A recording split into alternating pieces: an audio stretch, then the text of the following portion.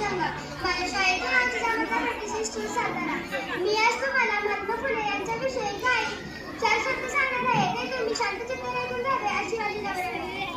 महात्मा फुले यांचे पूर्ण नाव ज्योतिराव मंगळराव फुले असे होते.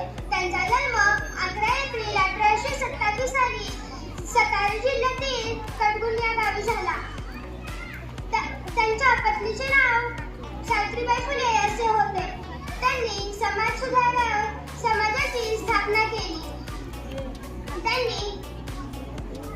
त्यांनी पुण्यामध्ये भिडेवाडीमध्ये मुलींची पहिली शाळा काढली. त्यांचा मृत्यू 28 नोव्हेंबर साली झाला. धन्यवाद.